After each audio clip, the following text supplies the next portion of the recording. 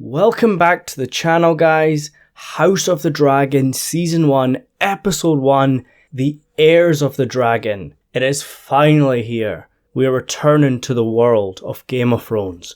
Westeros is back, baby, and even though many prequels in the past have failed to live up to their main series, House of the Dragon has started strong. But of course, it's far too early to judge the show as a whole, but Episode 1 was great. It had everything that made Game of Thrones a hit. The world, the story, interesting characters, the sex, the violence, and of course the dragons. So let's break this down. And as always, if you want to get more videos, make sure you subscribe and ring the little bell next to it. But I do have a rule for these videos. As you know, this series is based on George R.R. Martin's book, Fire and Blood, which tells the events of the first half of the Targaryen dynasty in Westeros, from Aegon's conquest to the aftermath of the Dance of Dragons, and this show is focusing around the events before the dance and the dance itself. And I could easily tell you what happens to all the characters, but I'm not going to do that. I am not going to spoil future events in these videos, and I think that's only fair because a lot of people haven't read the book. They are new to this story, so I'm only going to talk about the events that have passed or the events on the main show. But we will make it work and I won't spoil anything, I promise. Let's get straight to it. Episode 1 has no iconic introduction like Game of Thrones. It doesn't have the epic, famous intro scene where you see all of Westeros played out and you get that beautiful music. Game of Thrones is one of the only shows where you do not skip the intro. But House of the Dragon doesn't have that, or at least not Episode 1. But I have heard there will be an intro starting Episode 2. But for the first episode, there is a cold opening of the Great Council of 101 at Harrenhal, narrated by the actress who will be playing the older version of Rhaenyra. And just so you know, this series will have time jumps, where younger characters will be played by different people, such as Rhaenyra, who has 2 different people playing her. And that's fine, but after this episode I'm kind of bummed, as I loved young Rhaenyra in this episode. But yes, we're getting sidetracked. The Great Council of 101, one of the most significant events in this series, in all of Westeros history, and it sets up so much in terms of who becomes the next king and also the precedent that a woman should not sit on the Iron Throne. King Jaehaerys, the old king, whose reign has been mostly peaceful, but his succession has become so messy because all his sons are dead, he has no obvious heir to the Iron Throne. Instead of him choosing an heir himself and causing his family to go into civil war, which is the only thing that would destroy House Targaryen at this point, as like the intro says, they have 10 fully grown dragons, their rule is uncontested, no other house could challenge them, which is a far cry from where we are at the start of Game of Thrones, where Daenerys Targaryen is in exile. This is 172 years before Daenerys Targaryen.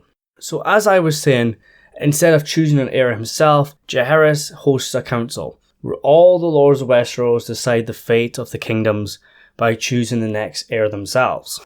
The 2 main candidates are Jaehaerys' grandchildren, Viserys, son of Baelon, and Rhaenys, known as the Queen Who Never Was, the daughter of Jaehaerys' older son, Aemon.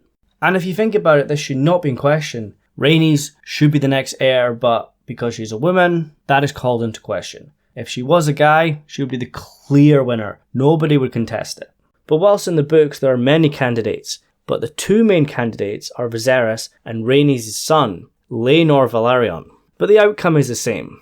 Viserys becomes the Prince of Dragonstone and the heir to the Iron Throne. Overall, this scene is very short, but it is effective. But in that short time, so much has been set up. Viserys is now the Prince of Dragonstone, the heir to the Iron Throne, over a woman who probably had a better claim than him, but she lost because she wasn't a guy. And that precedent has been established and will come up again. So yes, on to the present time, the old king has passed and his grandson Viserys, first of his name, is the new king. And it's a peaceful time. King's Landing is not a rundown city at this point, and the sight of a Targaryen riding a dragon is an everyday event. King's Landing is a vibrant city. The mighty dragon pit isn't a ruin. House Targaryen is at the height of its power, and the first dragon we see on the show is Rhaenyra's dragon, Syrax. And I'm so happy that they've actually made the dragons have a unique design and unique characteristics. They're not all Drogon reskins. They are unique. They are actual characters. Syrax is young, just like Rhaenyra, and from the scenes that have happened so far, we know they share a very close bond. As does the other dragon we see later on, Caraxes. Daemon's dragon, known as the Bloodworm, and he is one of my favourite designs of any dragon I've ever seen. He is very serpent-like. The Bloodworm is a very suitable nickname.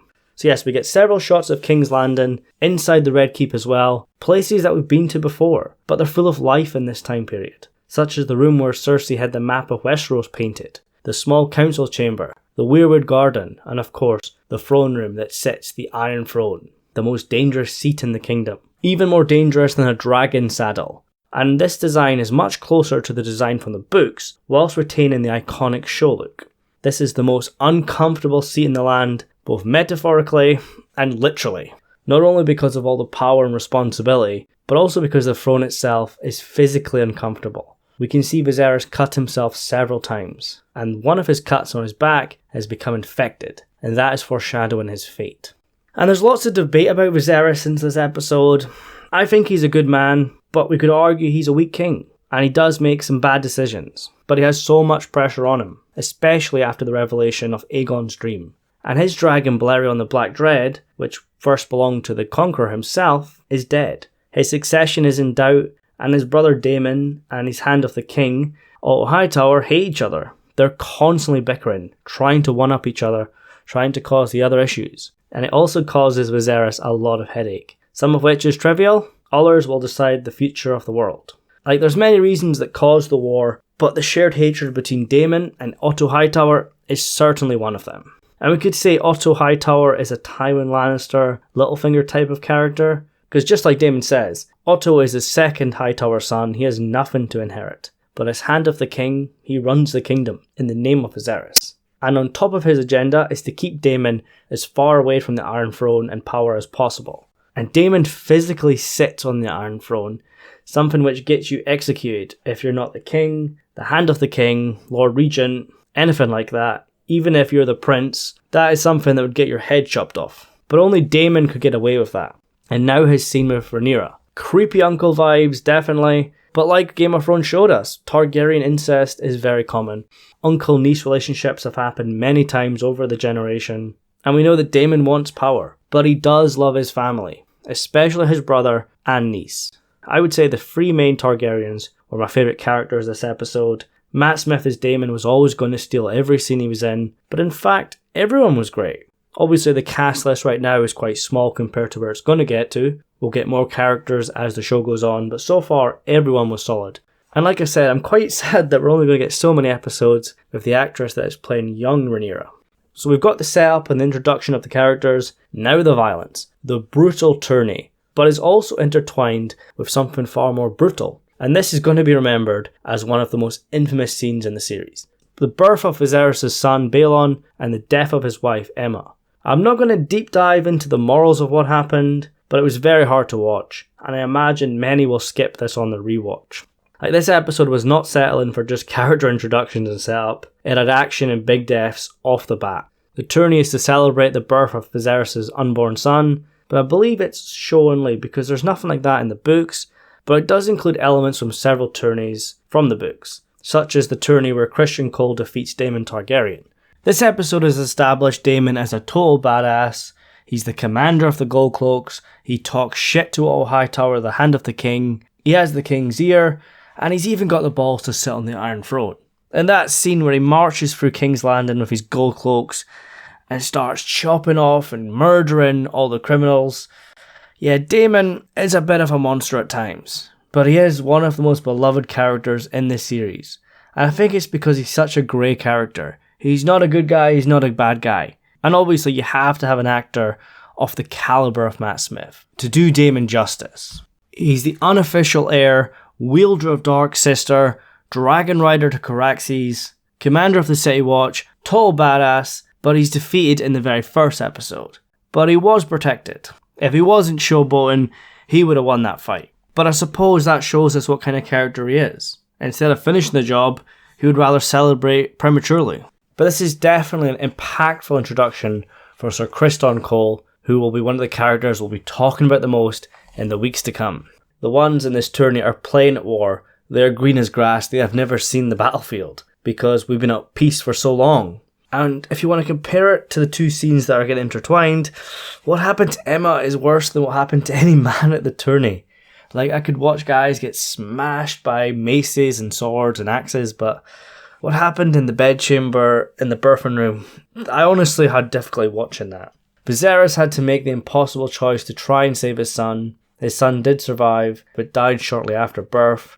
A son to continue Aegon's dream is gone, for now. And we get to witness a Targaryen funeral, dragon cremation, where Rhaenyra says Daenerys' famous line, Dracarys. Viserys has no dragon. He chose Balerion the Black Dread, who is now dead. So it's up to his daughter and Syrax to perform the cremation.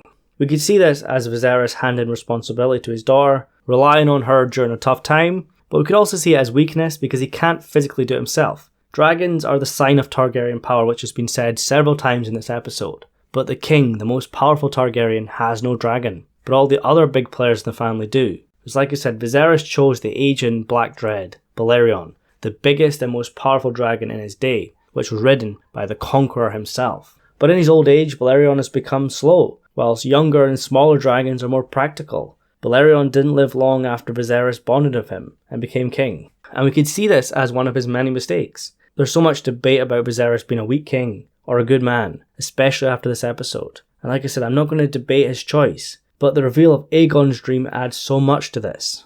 Aegon dreamt of the long night, which he named A Song of Ice and Fire, where a Targaryen would rule from the Iron Throne and lead the men against whatever awaits in the darkness in the north, in the Great Winter. And Viserys has had his own dream of his son on the Iron Throne. All the dragons roared as one. Viserys knows his reign will be short, but he needs to leave a legacy. His heir, who will pass down Aegon's secret dream until the long night comes. But Viserys' succession is in question because he has no male heir, and the Great Council of 101 has set the precedent that no female should take the Iron Throne. Viserys has Daemon, who has his supporters but also has his heirs, and Rhaenyra is a woman, who many will not accept. And Otto Hightower will do anything to keep Daemon away from the Iron Throne. And Daemon is now gone. He is kicked out of King's Landing by the king. And Viserys has named Rhaenyra as his heir, and has had all the major lords of Westeros swear to honour this. But of course it's not going to be that simple. The Baratheon lord clearly hesitated. Many lords might change their minds, and who says when they die, their sons will keep their oath? Like, this episode is set up so much that leads to the Dance of Dragons. And I think adding the dynamic that the War for the Iron Throne means more than just a chair and to rule the realms is quite interesting, as Viserys has shared Aegon's dream of the long night with Rhaenyra, as has all the kings of the past shared it to their heir. And the dagger that Viserys has been carrying throughout the episode is the very same dagger that Arya used to kill the Night King, the one that the Cat's Paw used to try to kill Bran, the dagger that appears in a book at the Citadel read by Samuel Tarly. And we know we'll see more of it, as seen in the trailers, that will hint at its importance. So maybe this dagger has more meaning than just being a king's dagger. Perhaps Aegon's dream is inscribed into the blade itself, in Old Valyrian, just in case the secret is lost. As it seems the secret will be lost many generations down the line. It's obvious the Mad King likely didn't know or even care, but his son Rhaegar Targaryen clearly found out and tried to achieve the dream, the Song of Ice and Fire. Is that where Jon Snow comes in, who I think in the books will definitely be revealed as the son of Rhaegar and Lyanna Stark, just like on the show. And I quite like how they've added that element to the show. It calls back to the main show whilst adding new dynamics. And George R. R. Martin hinted at this in his book. It's not like the show just made it up. Of course, Jon and Dany didn't have the Iron Throne when they were the leaders of men, but they did unite the realms. And of course, Arya got the kill, which is complete stupid, but we're not going to get into that. But this new revelation of Aegon's dream adds so much, especially of the Targaryens fighting so hard to keep the Iron Throne. And Rhaenyra herself, who knows the secret, she's not just fighting to defend her birthright, she is fighting to defend Aegon's dream and make it happen. Prophecy in A Song of Ice and Fire is a big deal, but the main show either watered it down or cut it out completely. So I'm excited for more book elements like this to be included. And I'm definitely excited for episode 2, which will be titled The Rogue Prince. So we're going to see a lot more of Daemon Targaryen, who was last seen being exiled from King's Landing. He's sent back to the Vale by the king to be with his wife, who he refers to as the Bronze Bitch, who he clearly does not love. But in typical Daemon fashion, he leaves with his lover, Mysaria, who is Daemon's biggest supporter, and the feelings are definitely returned as he allowed her to touch Caraxes, and Caraxes allowed her to ride alongside Daemon. Honestly, I can't fault this episode. Is it perfect? No, but what is? And what would actually make this episode better? I honestly don't know. It done everything it needed to, and I'm excited to see if they can keep it up. They got like 9.99 million viewers for the US premiere, I love to see what they get worldwide. But it's the largest premiere for any show, and the largest for any 2022 show as well. Like, at its best, it's hard to beat Game of Thrones. And I think this was a brilliant introduction. But of course, I want you guys to share your thoughts. I will be covering all 10 episodes. I'm a bit late on this one because I've been away, but I'm back now and I will be covering it as best I can. And I can do any bonus videos if you want that. And anything else, just leave requests. So yes guys, thank you so much for watching, and I'll see you soon.